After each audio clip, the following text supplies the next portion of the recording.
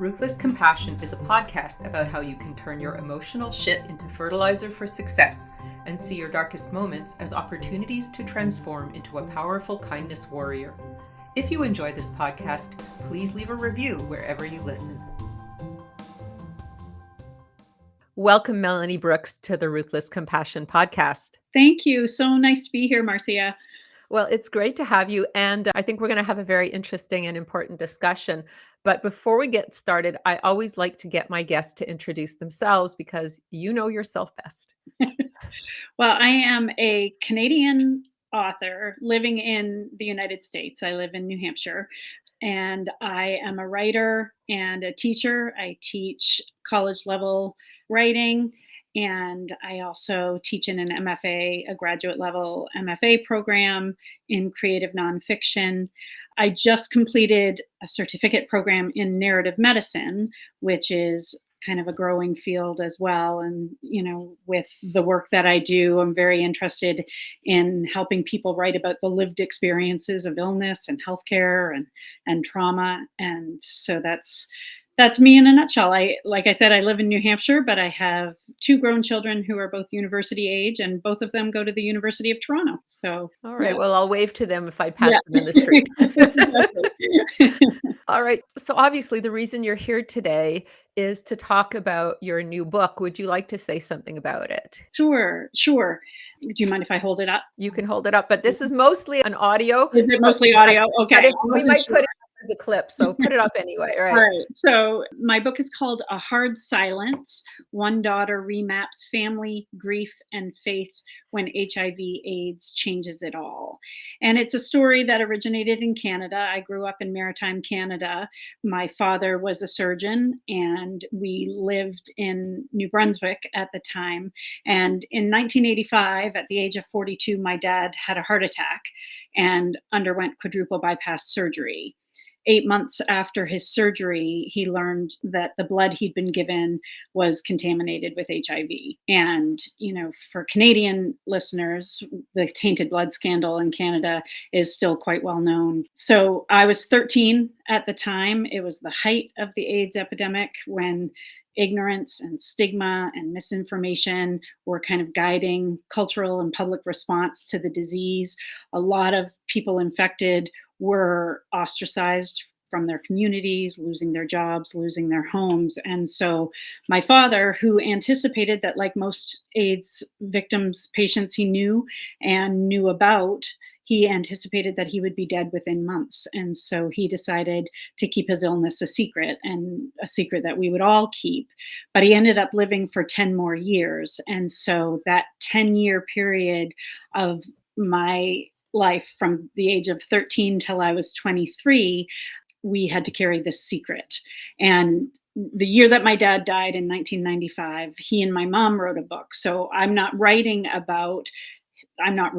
the secret of his HIV, but what I'm really writing about is the consequence of silence and, what happens to us when we're forced to carry silence and suffering, or suffering in silence. Yeah. Wow. I'm just, gobsmacked. My jaw is on my desk because what a thing to be faced with. First of all, like that your father gets this death sentence and you're 13 years old. It's like Right. the sword of Damocles hanging over him and the family. Right.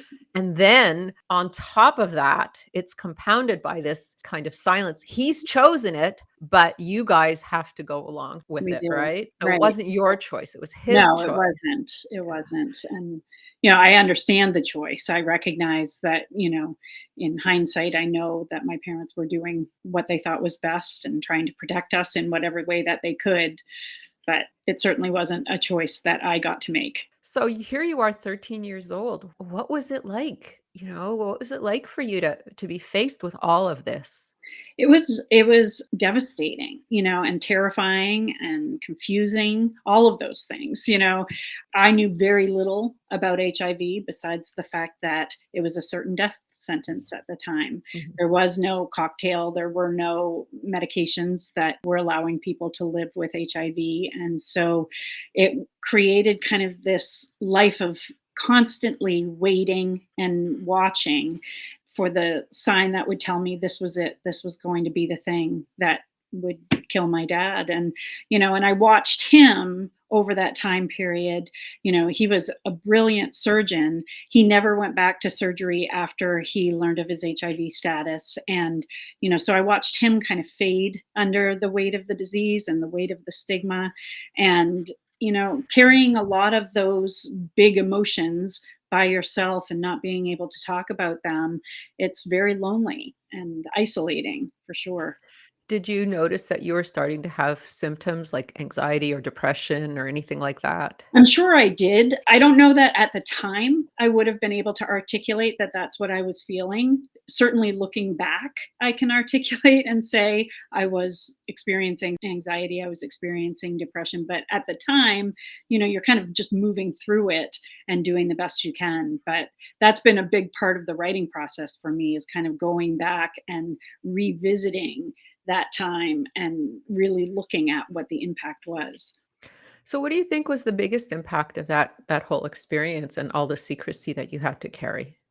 I think it leaves you feeling inauthentic, I mean, on the outside looking in, we were kind of your idyllic family. I have 3 brothers, all of us were high achieving kids. We all were musically talented and, doing well. And, my dad was brilliant, my mom was, and, so it was kind of this idyllic view from the outside. And so we had to keep up that persona while on the inside we were dealing with, kind of this catastrophic experience. And for me, I think the biggest consequence is lack of authenticity. There was always a barrier in place that kept me from being able to be my real self and be real with other people. Sometimes they say that when you're having to put on this persona, you become alienated from yourself and you lose sight of who you really Right. are. Has that been something you've experienced? I think for sure. I think I kind of, one of the reasons that I wanted to go back and visit this experience and write about this experience was to really think about, who did I become as a result of having to carry that secret keeping. And even after, my father died and I had moved away and gotten married, I carried that silence for almost another 20 years simply because it was habitual. It became something that was easier to do than to talk about it. And so I think I was looking for kind of, who am I, as a result of this? Who did I become? Who do I want to be? Kind of in stepping out of that silence. Yeah, it's a big journey of self-discovery, isn't it? It is for sure. I mean, that's a big part of what the writing process of this book has been for me. I was thinking as well, when you're carrying a secret, even if it's somebody else's secret, you get all this shame, right? It's like Right. the dirty secret that you're Right. carrying. And it's like your father's secret became your shame. How did you deal with that? Well, there was so much of, shame kind of blanketed over the people who were infected with HIV and the AIDS epidemic. Shame just kind of latched onto it because so many people were blaming, people for their illness, right? They were basically putting the blame, because it was largely the gay community and IV drug users who were the communities most impacted by this disease at the time. A lot of people blamed certain, groups for Yeah. the disease, and that shame and stigma kind of carried over to everyone who was infected with the disease. And so, I grew up in a very conservative Christian family, and so the evangelical Christian church was one of the loudest voices, kind of perpetuating that stigma and perpetuating that shame. And so I spent a lot of time just kind of confused by, how does this apply to us? How does this apply to our Mhm. family? You know? Yeah, it's like in some religions, they're saying that God is punishing you for your sins. Did you ever feel that way? Well, I didn't feel that I was being punished, but I certainly heard that message. I mean, that was coming from the evangelical community. You had Jerry Falwell Jr., you had Pat Buchanan, you had these loud voices that were saying that, AIDS was God's righteous punishment, for sinful lifestyle choices, put that in quotes.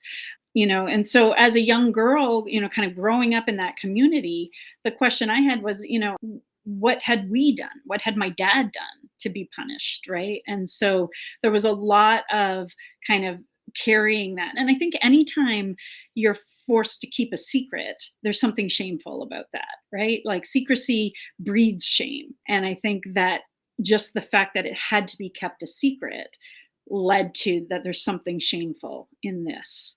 Yeah, for sure. So what made you finally decide to, break the silence? What made you decide to, switch the pattern? Well, I think, what I started to realize, after kind of dragging this story behind me for about 30 years almost, right? Wow. I started to realize that, I couldn't move forward without taking time to look back. And I often liken it to, I had kind of packed away all these emotions. I'd put them in this box, and this box was just something I dragged with me everywhere I went. And eventually it got too heavy to drag anymore, and I Mhm. had to pay attention to it. And I think, I realized I don't want to be living an inauthentic life. I want to be living an authentic life. And part of being authentic is for this story to be known and understood. So, what was the first thing that you did to become authentic? Well, I mean, I started this process by enrolling in a Master's of Fine Arts program in 2013, and I kind of went in thinking, this will be my chance to write. I mean, I'd always written, but I was kind of writing around this story, and so I thought, now's the time that I will get to be able to, start telling this story. And I really don't think I understood just kind of the weight of what I was about to enter into. But that was kind of my first step to commit to this program where I knew I would be writing, and I committed to this being the story that I'd be writing. Okay. So, as you were writing it, did you get surprised by any of your emotional reactions? Oh, I did. I 100% did.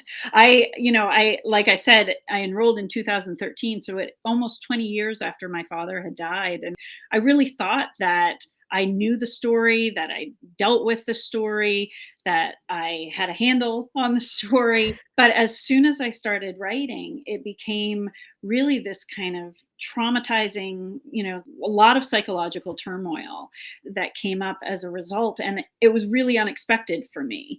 I did not anticipate that it would be so difficult to start kind of peeling back the layers of memory and going back to that time and those experiences, and even, more recent memory, and just kind of looking at the grief of loss and all of those things. So I was completely taken aback by that kind of psychological journey. And, in my book, I write about the fact that, well, I write a lot about therapy in my book because, fortunately, not intentionally, but fortunately, I started therapy at the same time that I started my writing program. And I actually started therapy not to talk about this story. I was dealing with some anxiety issues, and I thought, it might be a good time to talk to a therapist. And, I never intended that this was going to be what I was talking about in therapy, but thank goodness that I had that place, because I was able to kind of start processing the emotions that were coming up as I began writing. The other thing, I have a book that came out before this book called Writing Hard Stories. And I wanted to interview writers who had done this work already and kind of gotten to the other side. I wanted to talk to them about their psychological journeys. And that's what that book is about. I interviewed 18 contemporary memoirists about their stories and about writing their stories. But for me, the therapy and the writing went hand in hand. And so it felt really important to put both in the book. And also, I know you're a mental health professional, but I think there's still, as much as we talk about mental health, there's still a stigma attached to it. Oh, And yeah. because I was talking about a stigmatized illness, it felt really important for me to also talk about, kind of the stigma of mental health. And I think also a lot of people don't necessarily, they understand that people go to therapy, they don't necessarily see that process in action. Writing about that felt important as well to kind of pull back that veil. Mhm. It's funny, I know somebody who had a sort of similar experience with a relative who kept their illness secret and made their immediate family keep it secret until after they passed away. And, even very, very close relatives didn't know about it. Yeah. And of course, there's a lot of fallout for that. And now there's some anger among some of the Sure. relatives. There's hurt anger, betrayal feelings. And I'm just Right. wondering if you experienced any of that yourself. Well, did it personally Yeah. anger, betrayal? I didn't feel betrayed in the sense, when my father found out he was infected, my two older brothers were 16 and 15 at the time. And then I had an 8-year-old brother as well. And they sat down and told my two older brothers right away. And they didn't tell me, and they didn't tell my younger brother. And they didn't end up telling my younger brother until he was 15. So 7 years into the story somehow, and I write about it as this baffling hole in my memory, I knew within days of my dad's infection. I don't know if I overheard. I don't have a very clear memory of how I knew, but I did. Mhm. I Mhm. knew. And eventually, my parents, it was kind of understood that I knew. And I think for me, not so much anger, but just, discomfort in the fact that I never had that sit down where it was presented to me. This is what's happening. Do you have questions? You can talk to us about it. And because of that, I think for me, that's the distinction between me and my siblings is they all had the moments where somebody sat down with them and told them about this. I didn't have that. And so it was certainly, difficult for me to navigate without having had that. Yeah, you're like in a boat without a rudder. Exactly, exactly. And, it kind of felt like I was carrying the secret that wasn't supposed to be mine.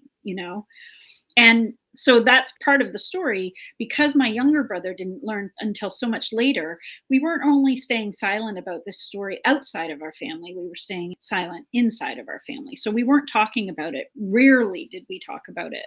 I'm surprised that you didn't all grow up with much more in the way of mental health problems.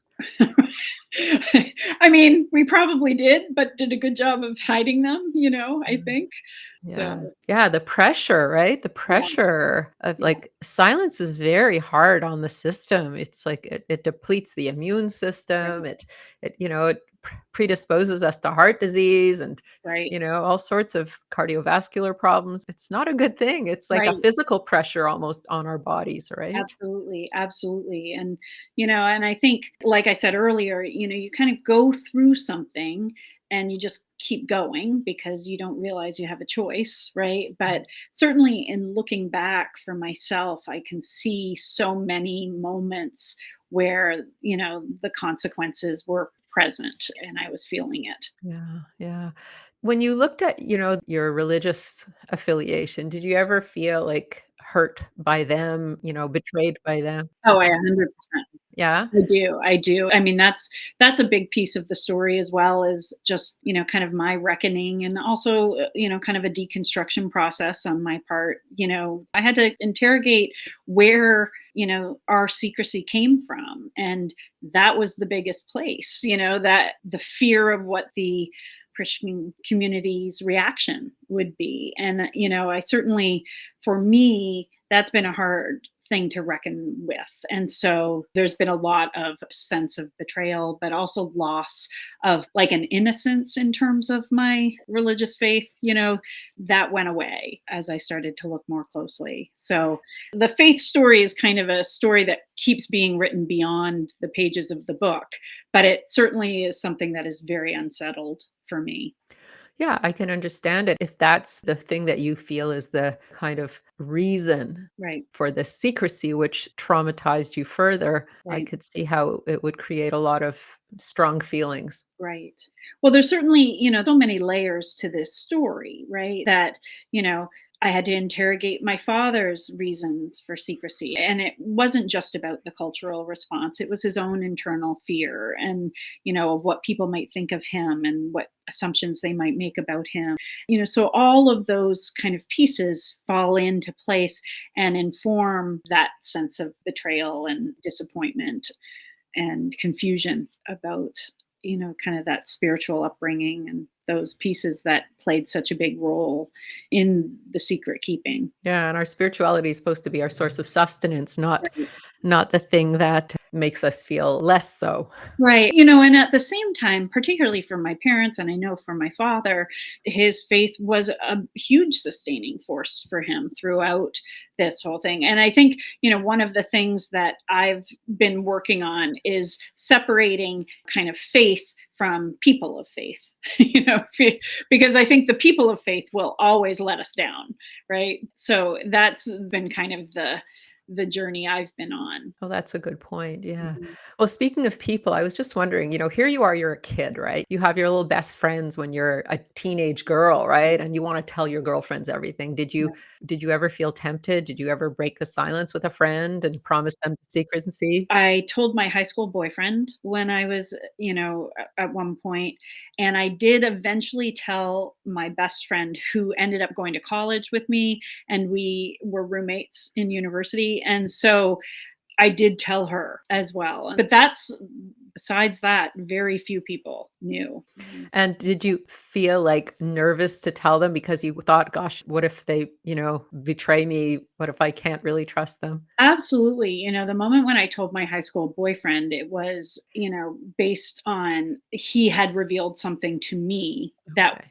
other people didn't know. So it was kind of like a family secret that he gave that opened space for me to kind of tell mine.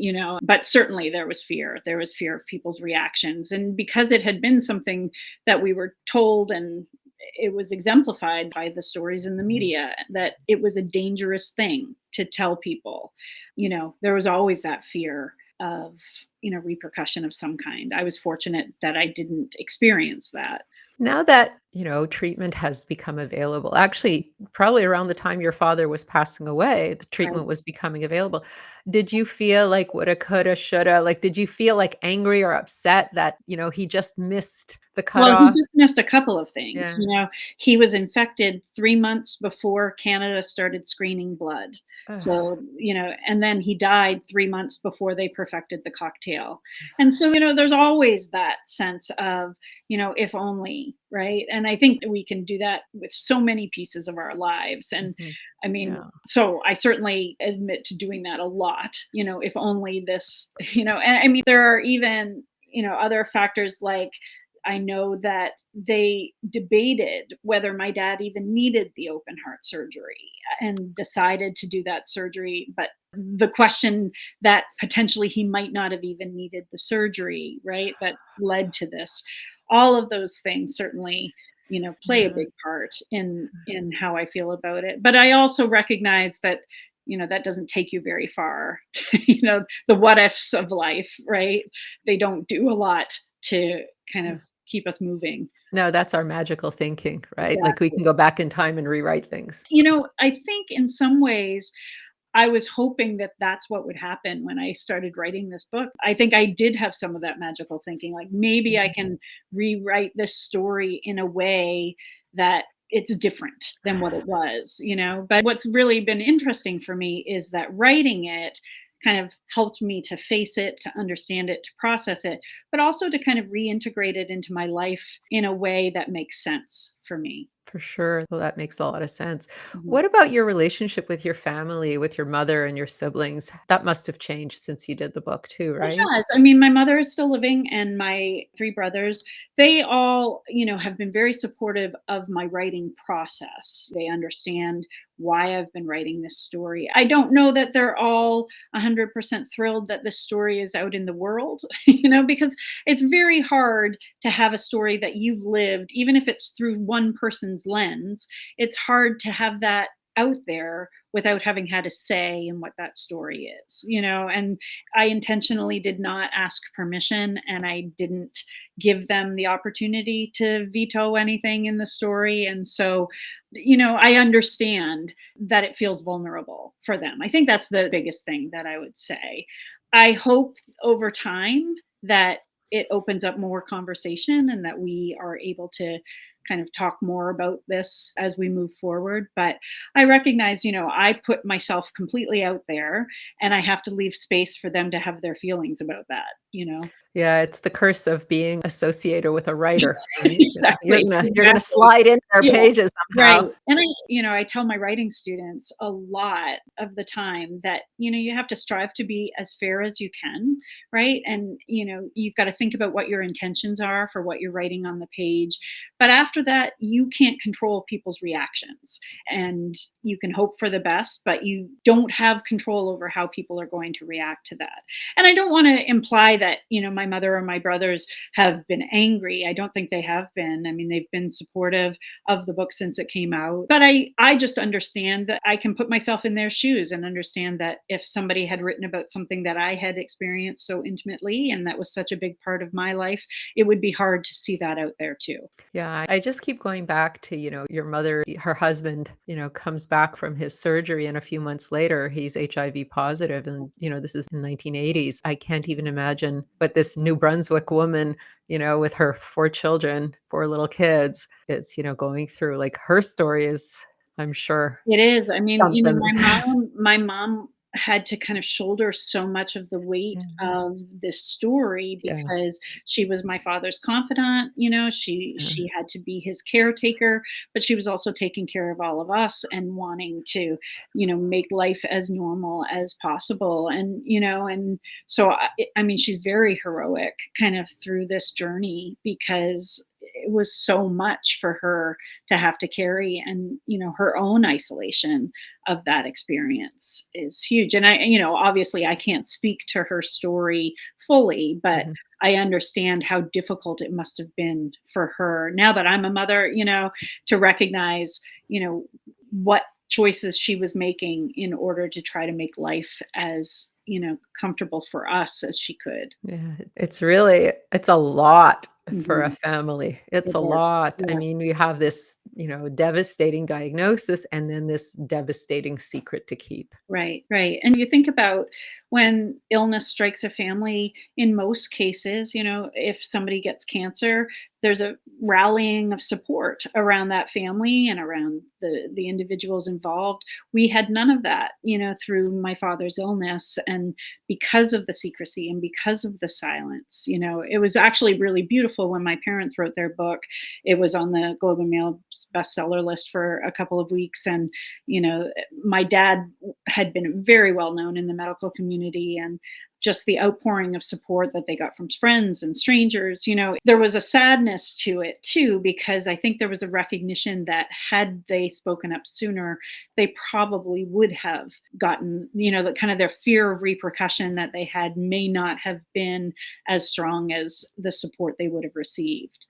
Yeah, and it's impossible to know in advance, isn't it? Because sometimes you share and it's a very bad reaction, and Right. sometimes you share it's better than you expected, but it was such a risk, and I guess they weren't prepared to. Well, I write about a particular experience that I feel was very pivotal, and it was my dad's experience in telling somebody within the faith community who really turned his back on my dad. And I feel like that was, kind of Very proof good. positive to my dad that, we can't talk about this because this is what will happen.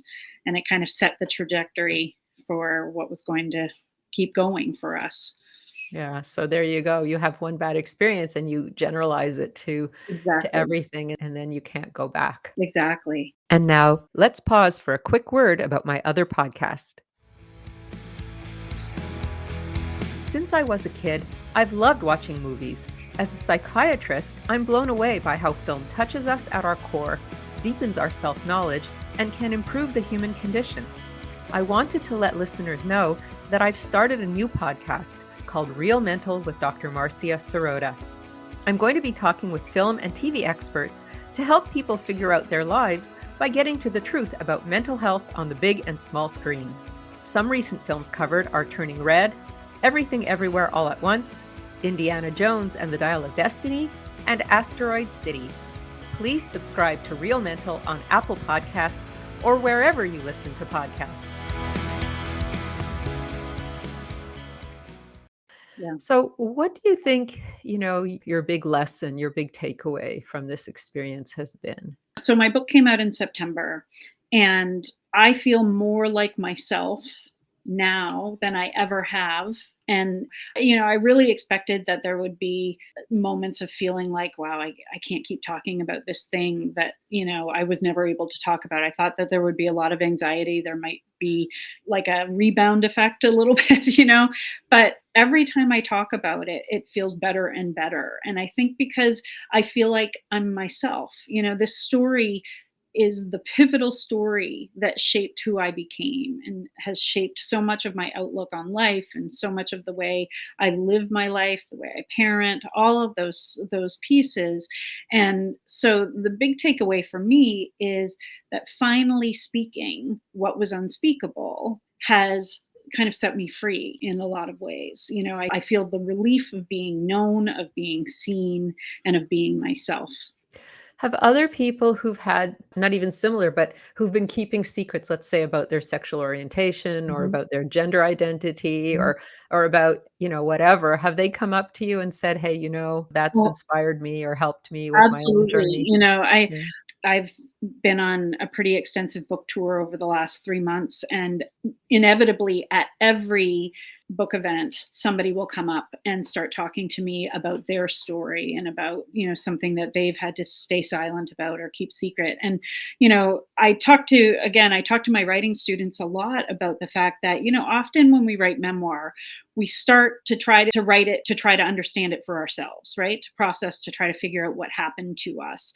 And, for some people, that's where it stops and they don't go further. But for those of us who decide to keep going and to publish, and to turn it into something for others, is we recognize that there might be something in our stories that has value for other people. And, my family's circumstance is, singularly unique in a lot of ways. But, suffering in silence is not a unique experience, right? Family secrets are not unique experiences. And so, just today I had lunch with a woman who I spoke at an event about a month ago, and her father came up to me after and just said, something you said really struck me. And, we talked about it a little bit. And a few days later, I got an email from his daughter who had not been there. But she said that day he went home and called his daughter and talked to her about a thing they'd never talked about before. If my story, if my speaking out of silence and speaking in the face of secrecy has done that for another family, then I feel like I've accomplished what I've wanted to accomplish with this book. I think when we open space with our own stories, we open space for others to come in and share theirs. Yeah, and life is hard enough without carrying this huge burden of shame. Exactly. Right? And so much of the time, the shame isn't real. It's just, like you said, the burden of expectations or beliefs or some institutional, idea. And it's not a real thing. And we don't have to carry Exactly. all that shame. And if we can just find our authenticity and just be okay with our imperfect selves, Right. life Right. life is that much easier. Yeah. Yeah. Exactly. I just keep thinking that if my saying that writing this and speaking out of this silence has helped me, if it helps somebody else by me saying that, even, right, then, I hope that it helps other people realize that there's room for authenticity. Yeah. We talk a lot about authenticity, but we don't realize the consequences of being inauthentic. Yes. We say, "Oh, being authentic is so great," but we don't say enough about how painful it is and how alienating and, like you said, lonely it Right. is when Right. we're not authentic and how we can't live a full life if we're not our full self. Exactly, exactly. And I think, so many people are kind of walking through life not being their full selves, and not feeling like they have permission or that there's space for them or, that there's safety in doing that. And I feel like the more we talk about these things and the more we kind of, like I said, kind of pull back the veil on some of these things, it's going to create a better world for people to be more authentic. Yeah, that's a wonderful, wonderful point. Well, I want you to say the name of your book again before Sure. we stop. Yeah. It's called A Hard Silence. One daughter remaps family, grief, and faith when HIV/AIDS changes it all. Yeah, I'm sure it did change it all. So, where are you going next for your book tour? So I have kind of a lull right now before Christmas, but after Christmas, I've got a lot of events. I'm going to be traveling to North Carolina. I'm going to Missouri. I'm going to Washington D.C. area. So I have a lot of things kind of on tap coming up, and I'm hoping to get a Canadian leg going as well. That's kind of the next step. Yeah. Yeah, come to Toronto. I'd love to. Love to. You can visit your kids too. Yes, exactly. We love Toronto. We're there a lot, so, Oh, yeah. wonderful. And if people are looking to find you, where can they find you online and The in best way social? is through my website, melaniebrooks.com. There's a contact form there that people can reach me, but also it has all the links to my social media as well. Perfect. And for the very end, one of my favorite questions is what is your call to action today for the listener? I think I would say if you're carrying something in silence, if you are feeling like there's something stopping you from speaking your truth and, using your authentic voice, I would say kind of look at my story and look at what it's done for me. And maybe that pushes you a little bit closer to being able to speak for yourself. Oh, that's lovely. Well, Melanie Brooks, thank you so much for coming on the Ruthless Compassion podcast. You really were talking about ruthless compassion, which is about, being authentic, being real, and being a little bit fearless. Yes, absolutely, absolutely. And, I will just jump in and just say, that a lot of people talk about courage, but courage is being afraid and doing it anyway, right? And, you might be feeling afraid to speak out, but doing it is a courageous act. Yeah, and we all need a little bit more courage these days. Right, right. Well, thank you so much and Thank happy you. holidays. Thank you, Marcia. It's so nice to be here. Bye bye now. Bye. This is Dr. Marcia Sirota. Thank you for listening. Please leave a review and your comments wherever you listen to podcasts. And don't forget to sign up for my free newsletter at marciasirotamd.com, where you'll learn about upcoming online events as well. Also, we love getting referrals from our listeners about future podcast guests, so please email us at info@marciasirotamd.com.